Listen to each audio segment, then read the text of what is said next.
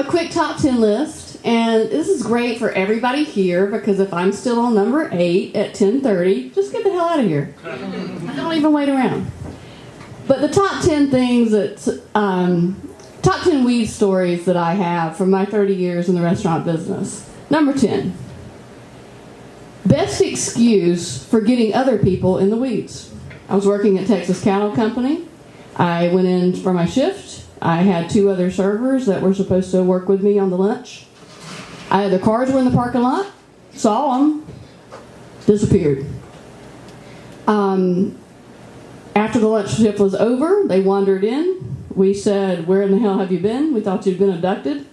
They said, "We were hungover, so we went on the roof to sunbathe, and we passed out in the sun, and we couldn't work our shift." So, best reason I've ever heard. Number 9, best in the weeds story involving an animal. When I first started Good to Go, my friend Keisha and I, we still work together to this day. This has been about 15 years ago. We would take any gig. We would do anything. We took a gig in South Macon working a pool party. And we get to the gig, and there's a dog there that we immediately started calling Cujo. Because he kept growling at us and shit, and we were trying to get the food in. And we said, "Please put the dog up." And they look at her, and they go, "Well, the dog doesn't really like black people." I said, "Well, I don't think the dog's crazy about me either." It's going to be fun. So we start loading out at the end of the night, and we're headed out, and I'm carrying a chafing dish full of meatballs to the van. The dog starts chasing us, so Keisha jumps on top of the van. Like, not on the hood, but on top of the van. So me, I don't know what I'm doing. I jump on top of the van with the chafer of meatballs. And so we figure, we're going to throw some meatballs at Cujo and try to get Cujo to chill out and let us get back in the van. No, that just infuriated Cujo. He was not a fan of the meatballs. So we had to stay on top of the van for at least an hour until the first person left the party.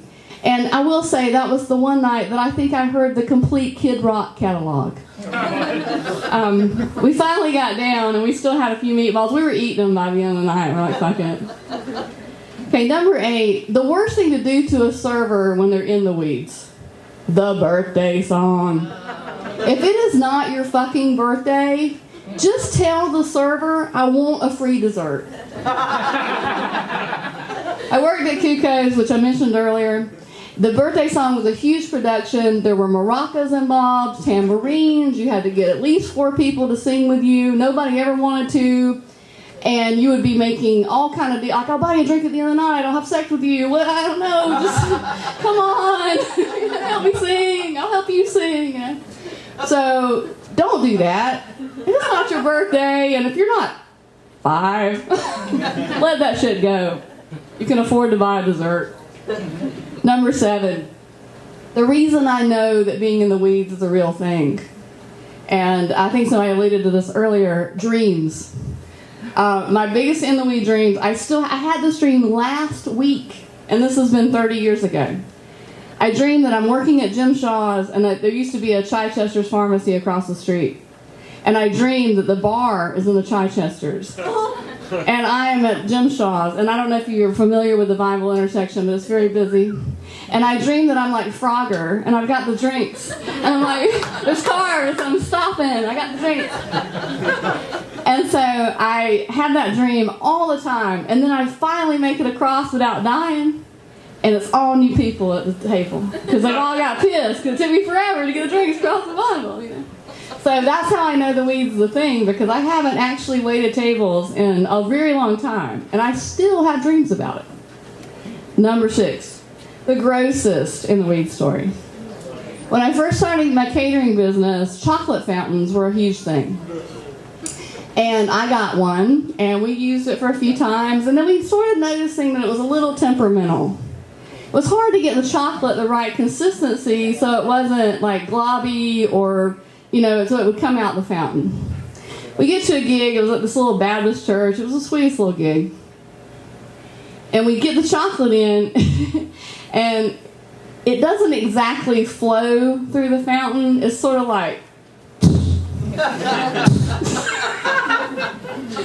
So I look in the kitchen. I'm like, I can't put water in it. I know that, so I find this Crisco vegetable oil, and I think maybe if I can just thin it out a little bit, it'll flow through the fountain, and it won't be like the shit fountain, So I do it, and it does kind of work, but then it's like the shark fountain. It's like that. So I had it with this fountain. We made it through the night somehow. I just can't even think about what happened. We get back to the restaurant. I take the chocolate fountain out into the parking lot, and this is a completely 100% true story. I went and got a hammer out of the back office, and I went fucking Office Space on that thing. I beat the shit out of that shit fountain. That was the grossest thing that ever happened. Number 5. This is a little bit more of a serious story. My best friend Tina Dixon is here tonight. And she and I had started IVP. And this was probably one of the scariest things that ever happened to me in the restaurant business. We booked an event on a Monday night because we were closed on Mondays. They still are. And it was for Middle Georgians for Choice. It was a pro-choice group that was in Macon at the time. And they rented the restaurant for a Monday night, and we thought nothing of it. And Friday in the paper, it came out we were having this event. Immediately the phones start ringing. And some of it was just, we're never going to eat at your restaurant. Some of it was, we're going to pick at you if you don't cancel this event. I mean, we were young. We didn't know. We were young in business. We were pretty scared. One particular guy kept calling and threatening to gut us like we wanted to do the unborn fetuses. So I would just say, if you are pro-life, that's great for you, but maybe don't threaten to kill people at the same time. Number 4 is the second scariest thing that ever happened to me, and this happened to me at Good to Go. I had a guy who was washing dishes, and he was a rapper. He was a wannabe rapper. And he would rap things at the dish pit, while he was working, which sounds cool, but no. It was always like, I hate that bitch, I wish she would die. I want to kill her and drown in her blood, It was always just, like the creepiest looking rap shit ever, So I would put up with it, okay, His name was Fabian, by the way. I always thought that was cool. So one day Fabian did something, and I kind of said to him, not so much. And he turns around, and he pulls out a knife.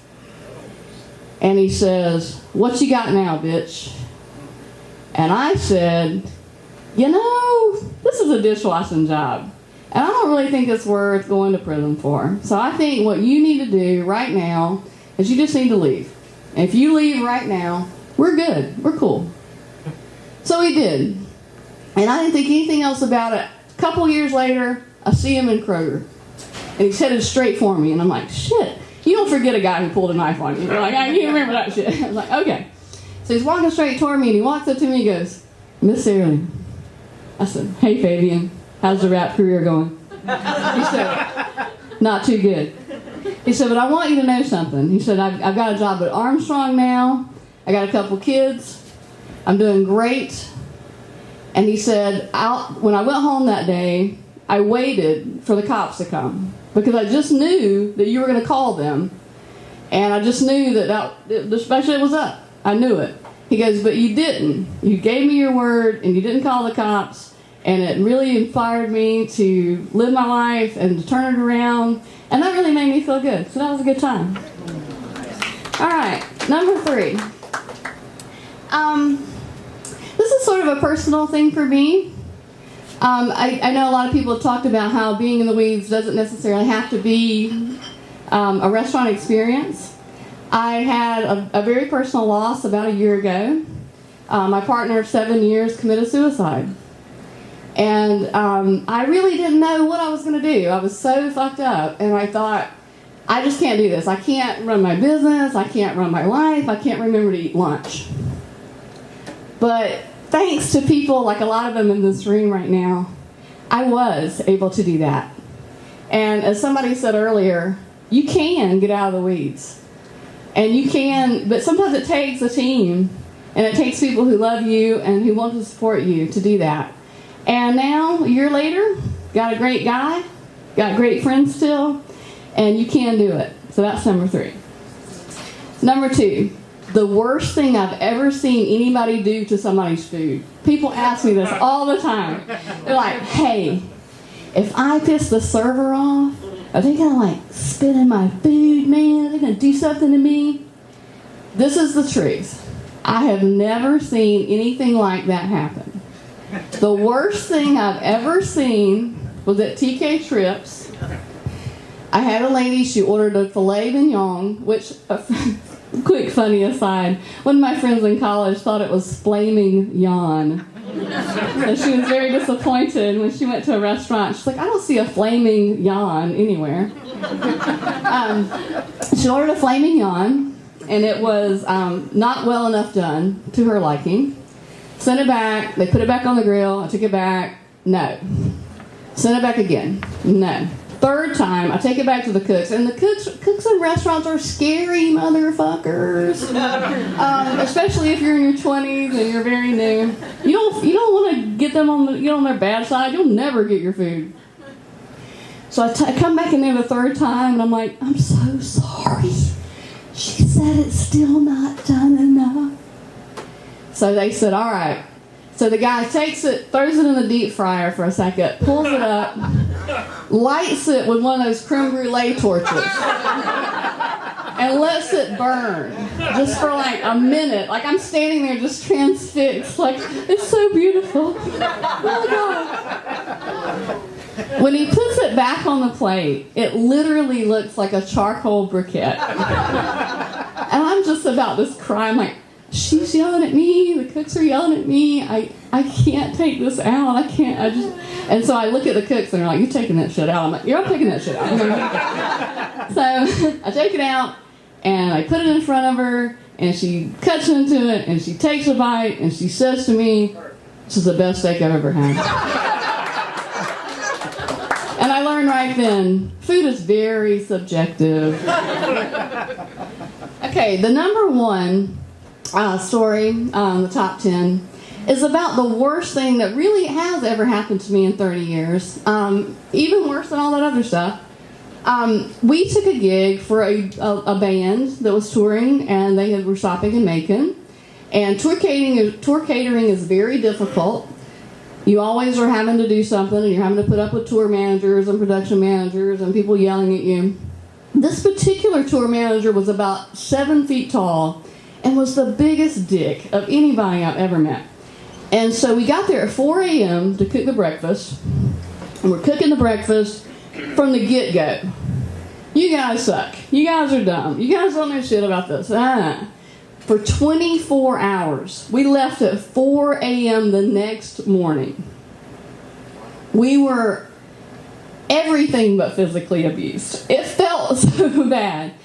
And we're standing outside. One thing they made us do, it was at the auditorium, and one thing they made us do, we had these roll-top chafers that were heavy as fuck, and they wouldn't let us just walk them to the dressing room for some reason. They made us carry them around the building in the rain. It was just the worst. I mean, it's just a whole day of just, you suck, and this is terrible, and it was supposed to be done at 5. Well, you told us 5:30. Well, there's nobody there, so it was just all day. It's horrible, horrible. And so at the very end of the night, we're all standing there. We've been there for literally a whole day.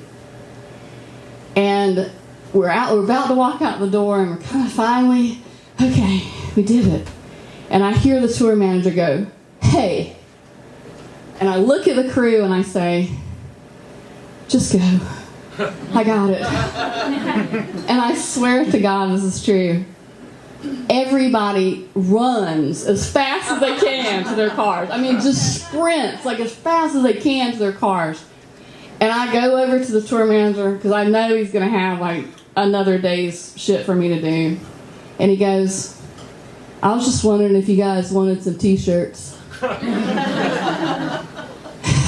And I went, sure, we'll take some t-shirts. And so now, no matter how dark the day is, no matter how hard the client is, no matter how unreasonable their demands, we look at each other and we say, you know, that was a shit hard day, but it wasn't the Allman Brothers Band. Thank you.